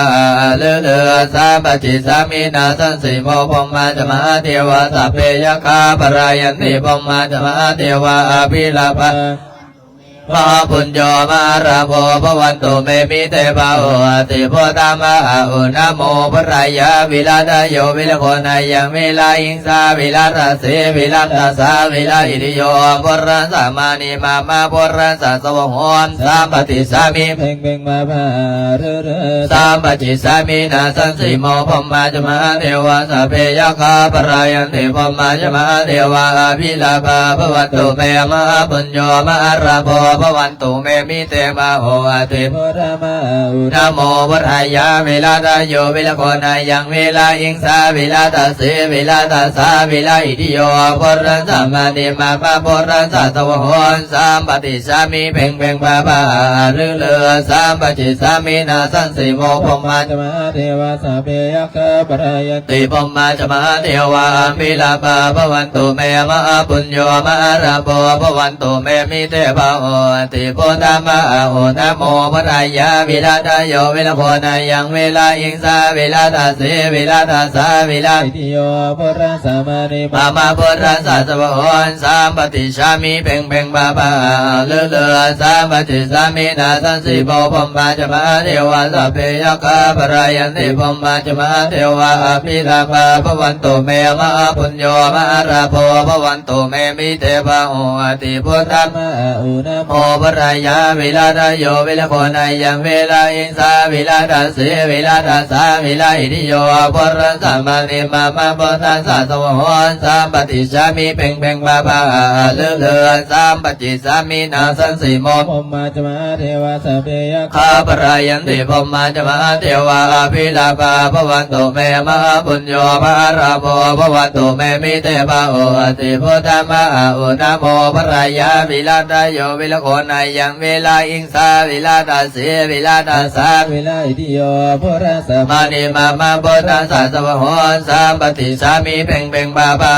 เลือเลือสามปฏิสามีนาสันสิโมพมมาจะมาเทวาสัพเพยัคขาปรายันติพมมาจะมาเทวาภิ ลาภาภวันตุเมมา ปุญโยมาลาโภภวันตุเมมิเตปะโอติโพธรรมะโอนะโมวรายาวิลาทายโยวิลโคนายังเวลาอิงสาวิลาทาเสวิลา ตัสสะวิลาอิติโยพุทธัสสะ มานิมามาโพธัสสะสวะโหสามปฏิสามีเพ่งเพ่งบาบาเลือเลือสามปฏิสามีนาสันสิโมพมมาจะมาเทวาสัพเพยัคขาปรายันติพมมาจะมาเทวาภิลาภาภวันตุเมมาปุญโยมาราโภภวันตุเมมิเตปะโอ ติโพระมาอุนะโมพุทธายา วิลาทายโยวิลโคนายังเวลาอินสาวิลาตาเสวิลาตาสาวิลาอิติโยปุรสะมานิมาปะโพธัสสะสวะโหสามปฏิสามีเพ่งเพ่งบาบา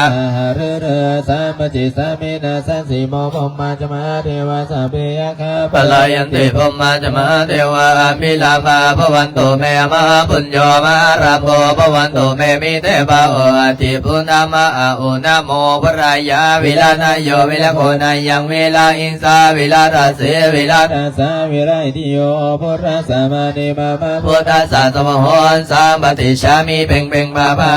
เลือเลือสามปฏิสามีนาสันสิโมพมมาจะมาเทวาสัพเพยัคขาปรายันติพมมาจะมาเทวาภิลาภาภวันตุเมมาปุญโย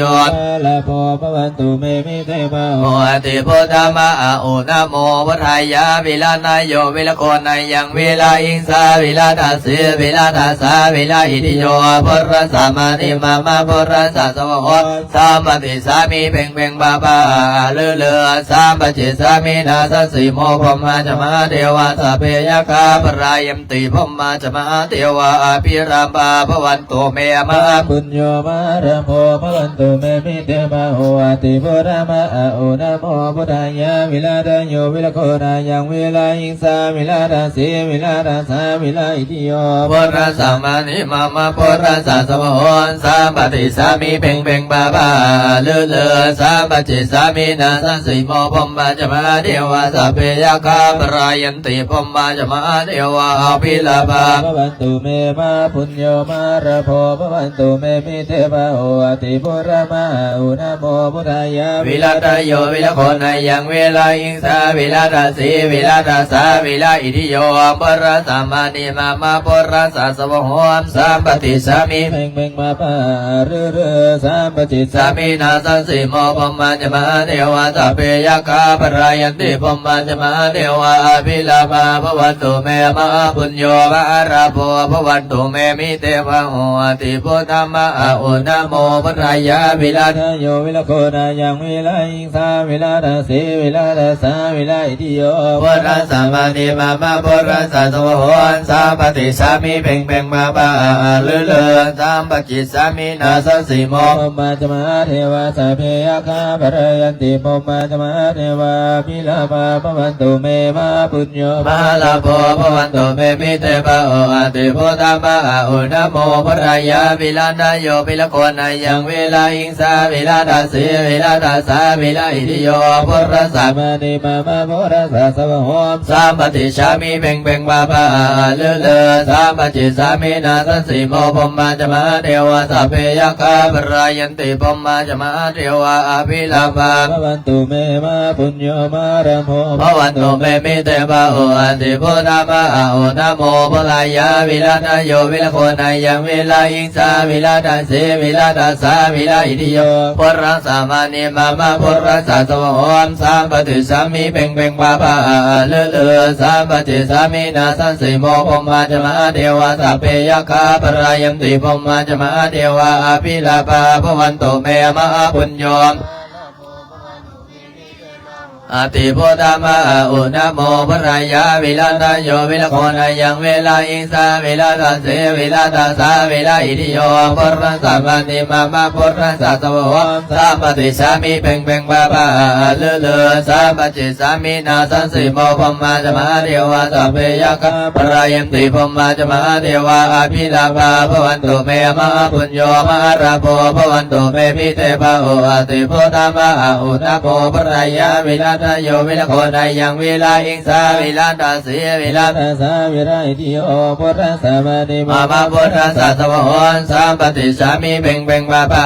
เลเลสาปฏิสามินาสันสิโมพมมาจมาเทวาสัพเพยกะปรายันติพมมาจมาเทวาอภิลาภาภวันตุเมมะปุญโยมะระโพภวันตุเมพิเตภะโออาติโพธามะอุณโมปรายาวิลาตโยวิลโคนายังเวลาอินสาวิลาตเสวิลาตสาวิลาอิทิโยปุรัสสะปฏิมามาปุรัสสะสวะสามปฏิสามิเพ่งเพ่งบาบาเลเลสามปฏิสามินาสันสิโมพมมาจมาเทวาสัพเพยกะปรายันติพมมาจมาเทวาอภิลาภาภวันตุเมมะปุญโยมะระโพภวันตุเมมิเตภะโออาติโพธามะอุณโมปรายาวิลาตโยวิลโคนายังเวลาอิสาวิลาตเสวิลาตสาวิลาอิทิโยปุรัสสะปฏิมามาปุรัสสะสวะสามปฏิสามิเพ่งเพ่งบาบาเลเล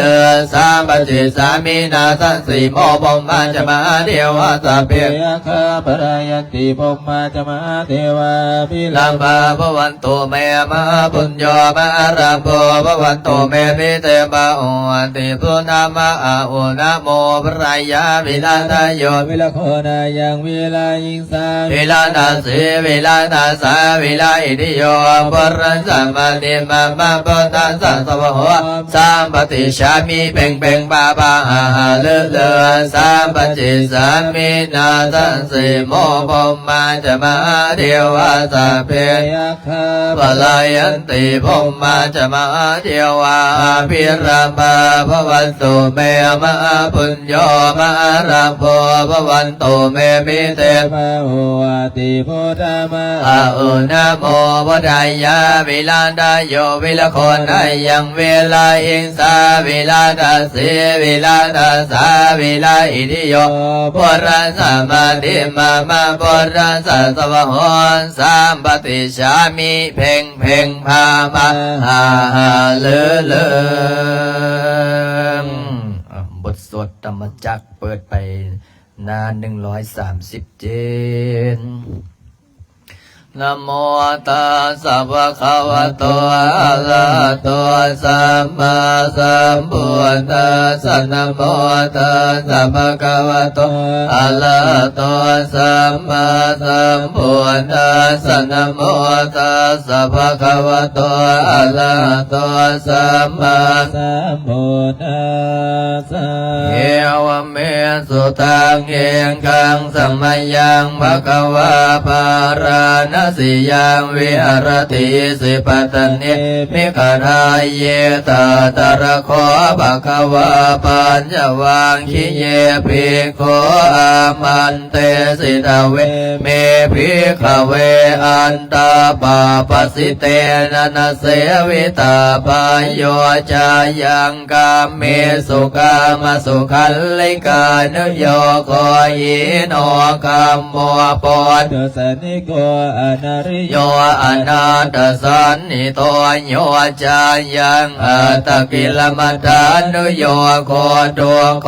อนาริโยอนาตสันนิโตเอเตเตภิกขเวอุปอันเตอนุปคัมมมาสิมาปฏิปนาตถาคเตนะอภิสัมพุทธาจังกุกะเนยานกรเนอุปสัมมายาปิญญายสัมพุทธายเนปานายสังวัตติกตมาจัสสะภิกขเวมัสสิมาปฏิปทาตถาคเตนะอภิสัมพุทธาจักขุกะเน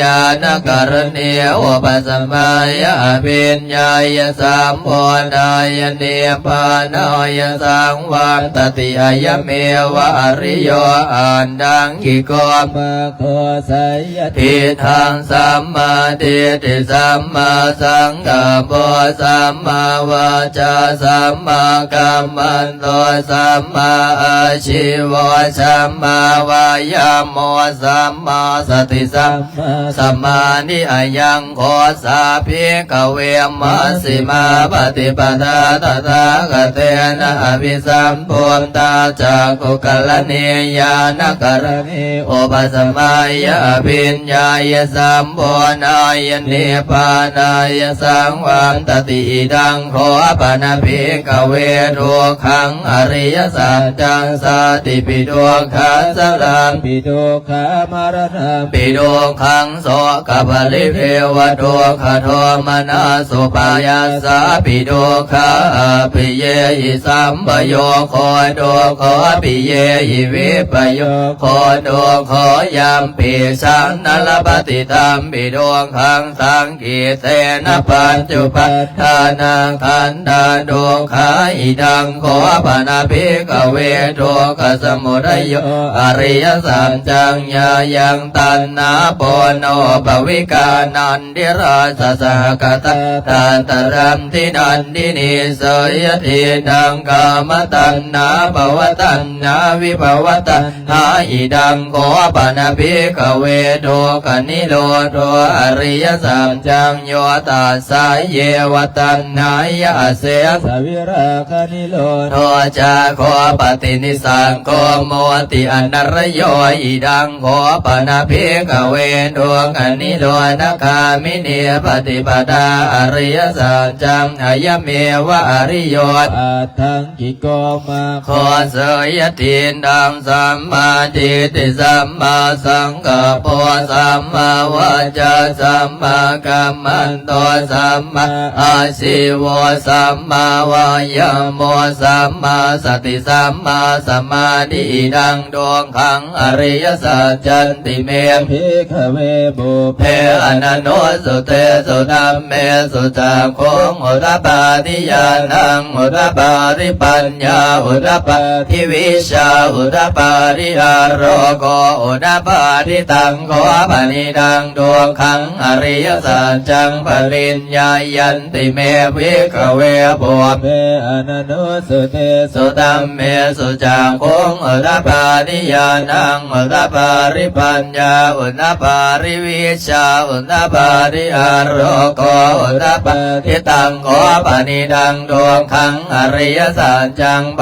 ริญญาจันติเมภิกขเวปุเพอนันโนสุเตสุธัมเมสุจักขุงอุตปาทิญาณังอุตปาทิปัญญาอุตปาทิวิชาอุตปาทิอาโรโกอุตปาทิอิเนหังทุกขสมุทัยโยอริยสัจจันติเมภิกขเวปุเพอนันโนสุเตสุธัมเมสุจักขุงอุตปาทิญาณังอุตปาทิปัญญาอุตปาทิวิชาอุตปาทิอาโรโกอุตปาทิตังโกปนิดังดวงสมุทัยโยอริยสัจจังปหาตาปันติเมภิกขเวปุเพอนันโนสุเตสุธัมเมสุจักขุงอุตปาทิญาณังอุตปาทิปัญญาอุตปาทิวิชาอุตปาทิอาโรโกอุตปาทิ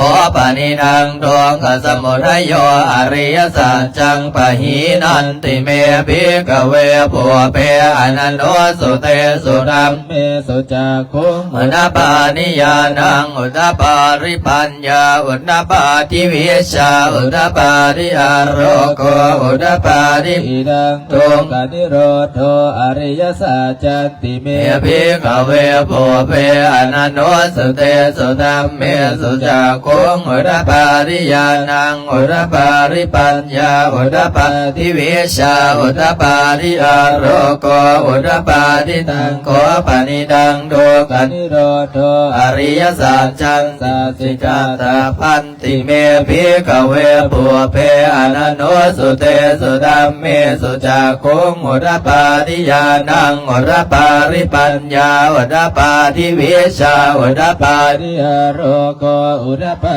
ทิตังโกปนิทังทุกขนิโรธโธอริยสัจจังสัจจิกา ปัตต ติเมภิกขเวโภเปอนันโนสุเตสุดัมเมสุจักโกงอุรปาริยานังอุรปาริปัญญาอุรปาทิวิชา อุดาปาทิอาโร โกอุรปาริดังดวงกนิโรธ กามินี ปฏิปทาอริยสัจจันติเมภิกขเวโภเปอนันโนสุเตสุดัมเมสุจักโกงอุรปาริยานังอุรปาริปัญญาอุรปาทิวิชาอุรปา ทิอาโรโกอุดาปาทิตัง โหปนิดังโดกนิโรธกามิปฏิปทาอริยสัจจัง ภาเว ตา ตา ปันติเมภิกขเวโภเปอนันโนสุเตสุตัมเมสุจักขุงอุรปาริยานังอุรปาริปัญญาอุรปาริวิชาอุรปา ทิอาโร โกอุรปาริ ตังโหปริดังโทขานิโรธกามินีปฏิป ปทาอริยสัจจัง ภาเวตา ติเมภิกขเวโภเปอนันโนสุเตสุตัมเมสุจักขุงอุรปาริยานังอุรปาริปัญญาอุรปาริวิชาอุรปาริอาโรโกอุรปาริยาวกีวันจะเมภิกขเว อิเม สุตโตสุอริยสัจเจสุเอวันติปริวันตันตวาทสังกาลังยถาภูตังญาณทัสสนังนสุวิโสตัง อโหสิเทวตาวา ทังภิกขเวสเดวะเกโลเกสมาลเกสะพรหมเกสะสมณปัมมณิยาปชายสเดวมโนสายโดตรังสัมมาสัมพุทธิอภิสัมพุทโธปัญจัญญาสิงยโตจะโคเมภิกขเวอิเม สุจโตสุอริยสั สั จ นเทสุเอวันติปริวันตันตวาทสังกาลังยถาภูตังญาณทัสสนังสุวิโสตังอโหสิอัฏฐาหังภิกขเวสเทวะเกโรเก สมาระเกสะพราม มะเกสะสมณพามณิยาปชายสเทวมโนสายโนตรังสัมมาสัมพุทธิอภิสัมพุทโธปัญจัญญาสิงญาณัญจะปนเมทัสสนังอุรปาทิอโกปาเมวิโมติอัยมันติ ติมา ชาตินาติตานิตรุงรัพโวติอิดามโวจะภะคะวะตาอาตมนาปัญจวัคคียาภิกขุภะคะวะโตภาสิตังอภินันเทิงอิมาสมินจะปนเวยกรสมิงพันยมาเนอายาสมะโตกอนนัญญาสวิรสังวิ ธ ต รรมรังธรรมจัก คงอุรปาทิยังกินจิสมุทัยธรรมบังชาพันตันนิโรธธรรมันติปวัตติเตจะปะกวตาธรรมจักเกภูมาเทวาสานมโนสาเวสงเอตัมปะกวตาปาราณสิยัมยิสิปตเนมิกทายเย อนุตรัง ธรรมจักกังปวัตติตังอาปฏิวัติยังสมณีนวาพระมณีนวาเทเวนวามาเรน นวา พระมุนาวาเกนะจิวารโรกาสมินเตยภูมานังเดวานังสานังสุตวาจาตุมาลัง สิกาเทวาสา สานามาโนสาเวสุจัน มหาราสิกาก านังเทวานังสานังสุตวาตาวติงสาเทวาสานามโนสาเวสุตาวติงสานังเทวานังสัมสุตวายามาเทวาสานามโนสาเวสุญามานะเทวานังสัมทังสุตวาตุสิตาเทวาสันามโนสาเวสุงสุติตานังเทวานังสัมทังสุตวานิมมนรติเทวาสัน ธรรมโนสาเว ทรงนิมมานรตินังเทวานังสันทังสุตวาปารนิมมิตวสวัตติเทวาสันนมโนสาเวทรงปารนิมมิตวสวัตตินังเทวานันสันทังสุตวาพระมปริสัสสะเทวาสันนมโนสาเวทรงพระมปริสัสสะนังเทวานัง สัตตังสุตวา พระมปริหิตาเทวาสันตมโนสาเวสงพระมปริหิตานังเทวานังสัตตังสุตวามหาพระมเทวาสันตมโนสาเว เวสงมหาพรหมานั นังเทวา นังสันทังสุตวาปริตภาเทวะสันตมโนสาเวสงปริตภานังเทวานังสันทังสุตวาอปมานาภาเทวะสันตมโนสาเวสงอปมานาภานังเทวา นังตทังสุตวา อาภัสราเทวาสันตมโนสาเวสงอภัสรานังเทวานังสันทังสุตวาปริตสุภาเทวาสันตมโนสาเวสงปริตสุภานังเทวานังสันทังสุตวาอปมาณสุภาเทวาสันตมโนสาเวสงอปมาณสุภานังเทวา นังสัตตังสุตวา สุภคิมมาการเทวาสันตมโนสาเวสงสุภคิมมาการนังเทวานังสันนังสุตวาเวอปราเทวาสันตมโนสาเวสงเวอปรานังเทวานังสันนังสุตวาเวหาเทวาสัน ธรรมโน สาเวสงอเวหานังเทวานังสัตสุตวาอัตตปาเทวาสันตมโนสาเวสงอัตตปานังเทวานังสันตังสุตวาสุตสาเทวา สัทธรรมโนสา เวสงสุตสานังเทวานังสัตตังสุตวาสุตสีเทวาสันตมโนสาเวสง สุรเสนั นั ง งเทวานังสันนังสุตวากันนิรกาเทวาสัตมโนสาเวสงเอตัมภะคะวตาภาราณสิยังอิสิปตนิมิกทายเยอโนตตรันธรรมจักกังภวติตังอาปฏิวัติยังสนเนนวาพระมเน นวา เทเวนวามาเลนวาพระมุนาวาเกนะจิวาโลกัสสมินติติเตละคะเนนะเตนะโมเตนะยาวะพระมโรกาสัต โต อาโภคาเสียนันจะสหาสีโลกราตุสังกัมปิสัมปะกัมปิสังปเวทิอาปมาโนจะออน ราโรโอบา โสโรงเกปะตุระโหสิยติกะเมวะเทวานังเทวานุภาวังอัตโคปะคะวะวทานังวทาเนสิอัญญาสิวัตโคโกนดัญโย อัญญาสิวัตโก โกนดัญโย ติติทั ทั ง งอายสมัตโตโกนดัญญาสัญญาโกนดัญโยตเววนามังอาโหสิติสัมเปสัตตะสัตตะหุนโตอาเวลาสุขชีวิโนมขอให้สัตว์ทั้งหลายจงเป็นผู้บ่มีเวร ต่อกันและกัน จงเป็นผู้ดำรงชีพอยู่เป็นสุขทุกเมื่อเถิดกาตังบุญยังปรมัยหังสัพเพปะคีพวันตุเตขอให้สัตว์ทั้งสิ้นนั้นจงเป็นผู้มีส่วนได้เสวยผลบุญอันที่ข้าพเจ้าได้บำเพ็ญแล้วนั้นเถิดนงคสวันตามิปันเตเตติยังสาปังสัพพทาทานเนสุปริติตังสาริริกตันตุมหังพุทธิงพุทธโลก ปังสักการัง สัสสาวัจสามนัสสาเจววันทาเมเตตตากเตสยะเนอาสาเนธาเนกมเนจาปิสัพพทา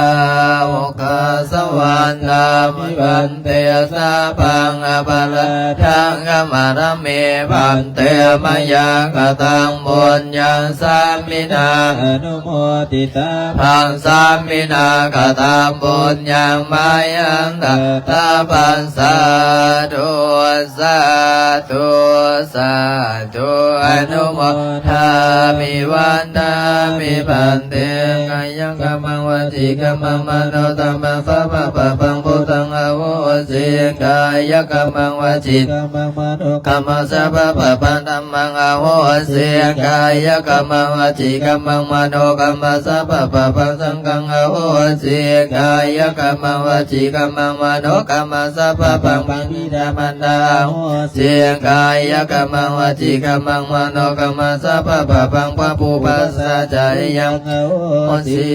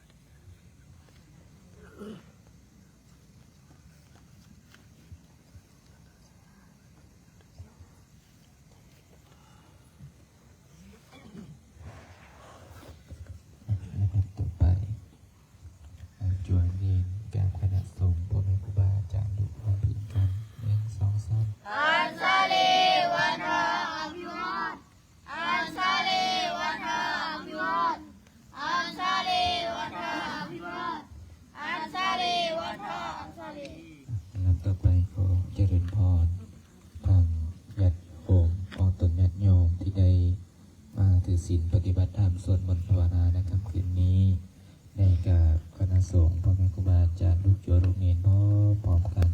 1 2 3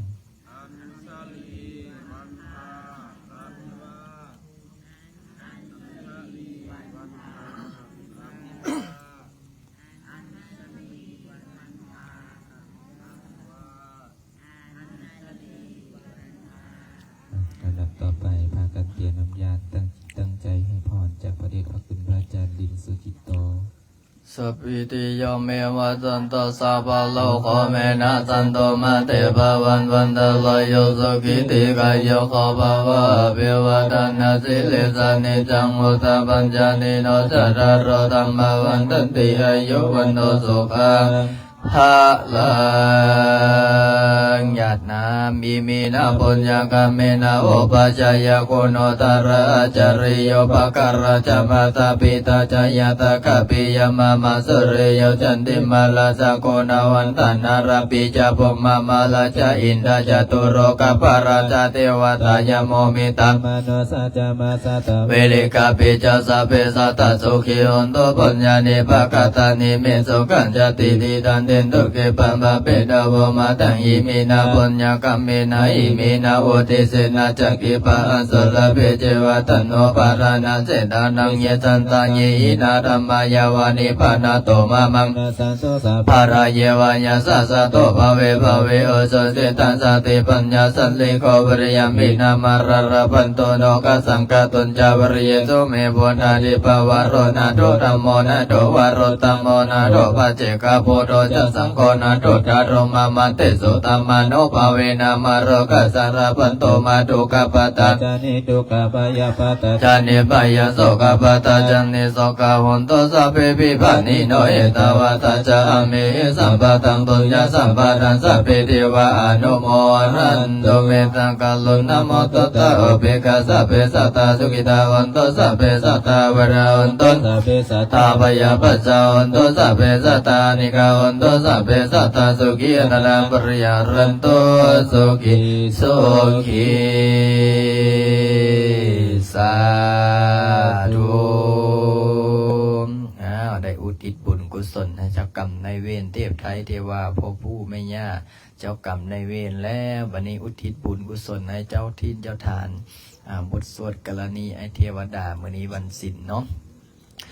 กาลเนยมานะโกสะเลนะยันตังสันตังปะตังอภิสัมเมจัสสะโกโหโสจัสสุโหโสจัสสุวัจโจจัสสมุโตอนาติมันนิสันโตสะโกจัสสุปะโลจะอาภกิโจจัสสัลลาโหกะโวติสันดินดริโยจันนิปะโกจะอาภกะโปโกเลสุอนานุกิโตนาจะโกนันสัมมาจัลเลกินจิเยนาเวนโยปะเลโอภวะไดเย โยสุขิโนวะ เคมิโนอันโตสัพเพสัตตาภวันโตสุขิตาตาเยกินจิปานาโพตติตาสวัตวะอนาวาสิสติกวัญญมาตวามาสิมาลสกาอนุกาโดลติตวัญญจาติตเยจัตุเลวสันติอวิตุเลโพตวะสัมภเวสิวะสัพเพสัตตาภวันโตสุขิตาตนาปโร ปารามิโก โกเปราทันติมันเยกาตตินังกินจิปายาโรสนาปฏิกาสนานัญญมัญญาสัตตุกามิเสยมาตายันตานิยังปุณณังอายุสเอกภูตังวันโรลเกวัมปิสัมภโพเตโสมานาสัมภวะเยอปริมาณัง เมตัญจะสัมปโรกัสสมิง มานาสัมภวะเยอปริมาณังโอตังอโตจเตเลนัญจาสัมปะดังอเวลังอสัมปะตังเดตัญจรังนิสิโนวาจยโนวัญญวัตสมิกตมิโตเอตัง สติงอ ทิ ติ รยาพระมเมตวิหารหิธรรมโหริริจานุภากรรมสิรวัตสันเนนะสัมปันโนกเมสุวินัยนาเกตังนาเดสันโตกัปปัสยปุรณิติติ การะ เน นิ ยเมตตาสุตังสาธุเฮงๆรวยๆปังๆเด้อวันนี้นะมีโชคมีลาภสุขภาพแข็งแรงให้ได้ขายที่เด้อผู้อยากขายที่ก็ได้รัดคิวรวยให้แมวออกในเด้อส่วนพอออกอันรอคิวก่อนเพราะว่าไม่ออกมาหลายสาธุสาธุอ้าวปิดไลฟ์แล้ววันนี้